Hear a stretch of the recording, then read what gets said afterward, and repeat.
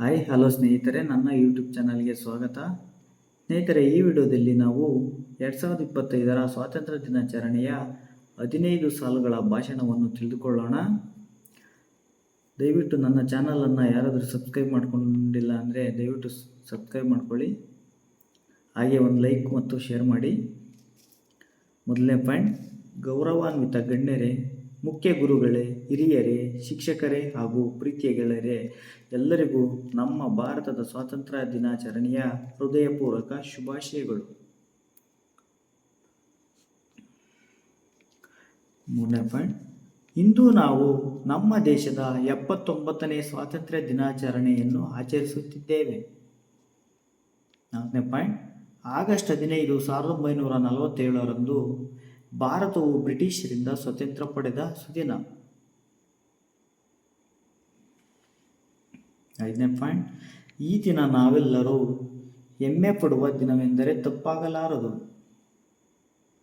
ಈ ಸ್ವಾತಂತ್ರ್ಯಕ್ಕಾಗಿ ಅಸಂಖ್ಯಾತ ಸ್ವಾತಂತ್ರ್ಯ ಹೋರಾಟಗಾರರು ತಮ್ಮ ಪ್ರಾಣವನ್ನೇ ತ್ಯಾಗ ಮಾಡಿದ್ದಾರೆ.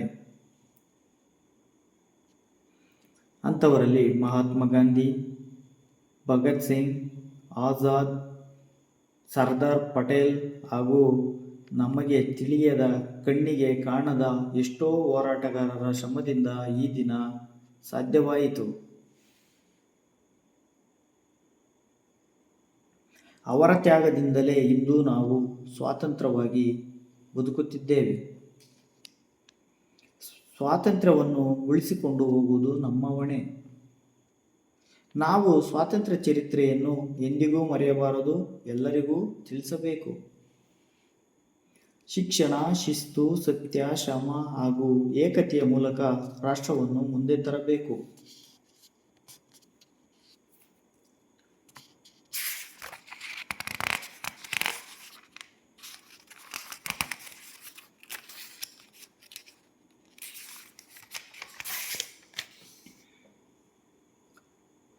ಭ್ರಷ್ಟಾಚಾರ, ಉಗ್ರರ ದಾಳಿ, ಬಡತನ ಮತ್ತು ಅಸಮಾನತೆಯಿಂದ ಭಾರತ ಕೂಡಿಕೊಂಡಿದೆ.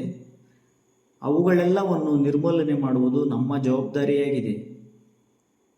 ನಾವು ಒಗ್ಗಟ್ಟಿನಿಂದ ಜೀವಿಸಿದರೆ ಮಾತ್ರ ನಿಜವಾದ ಸ್ವಾತಂತ್ರ್ಯ ಅರ್ಥಪೂರ್ಣವಾಗುತ್ತದೆ.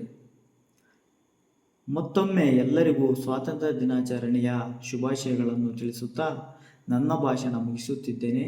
ಜೈ ಹಿಂದ್, ಜೈ ಭಾರತ ಮಾತೆ.